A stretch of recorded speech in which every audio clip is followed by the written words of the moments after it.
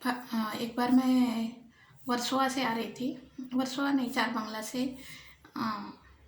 अंधेरी station की तरफ। तो इंटरव्यू था मेरा उस दिन। तो मेरे पास जाते वक्त तो छुट्टा था, आते वक्त मेरे पास 500 की नोट थी।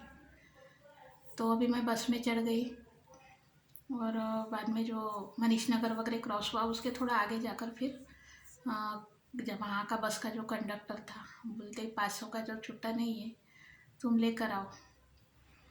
तो अभी मेरे को वहाँ उन्होंने उतार दिया। जो सरकारी महकमा होने का जो फ़ायदा वो लोग उठाते, ऐसा नहीं कि उसके पास पैसे नहीं होंगे, उसने वहाँ से उतार दिया। फिर वहाँ से मुझे पैदल आना पड़ा क्योंकि शाम का वक्त था, इतना स्टक था कि ऑटो से भी इंसान जाता तो न जाने कितने पैसे लगते थे। मैं धीरे धीरे चलते कम से कम ज़्यादा ही चल के आ गई थी। जब मैं इधर आई, इधर नियर बाय JB नगर कुछ आता है वहाँ पर, वहाँ तक आई मैं। वहाँ तक आई तो मैं जा रही थी ऐसे वॉकिंग करते करते। 1 घंटा लगा मुझे पैदल चलने के लिए। तो कभी कभी चलना भी पड़ता है, बहुत अच्छी बात है, चलना चाहिए। न जाने चलते चलते हम कितने देश विदेश अपनी जगह पार कर ले, लाइक दैट अलोका। तो मैं जैसे आई वहाँ पर आगे आई तो एक शॉप था, कुछ मेडिकल स्टोर।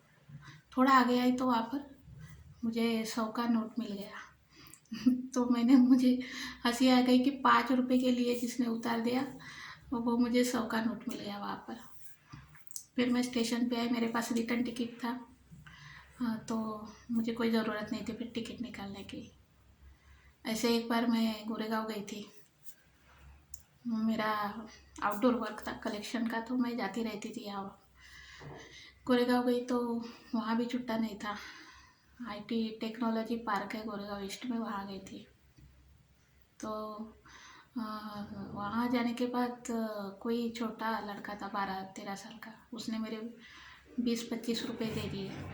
बाद में मुझे फिर से वो स्टेशन पे मिला, मैं उसको बुला रही थी कि तेरे पैसे ले लो, ऐसे भागा कि वो उसके बाद वो कभी नहीं दिखा।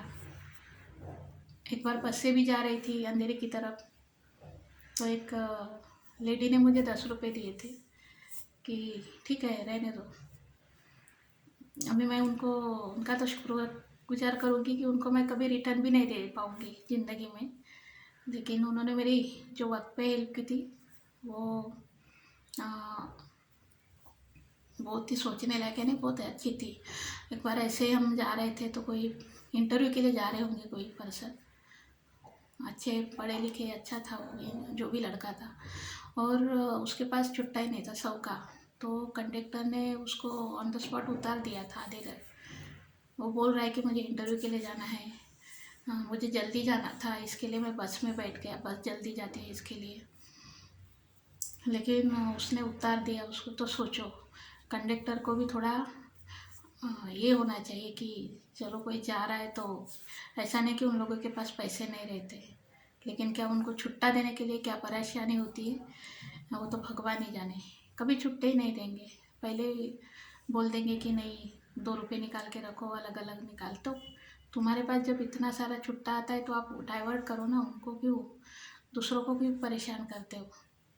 तो जब भी ऐसा कुछ होता है, बस में जाती है आप कुछ भी, आजकल तो पेटीएम हो चुका है, लेकिन होता है कभी कभी कोई 5-10 रुपये के लिए कोई पेटीएम नहीं करता।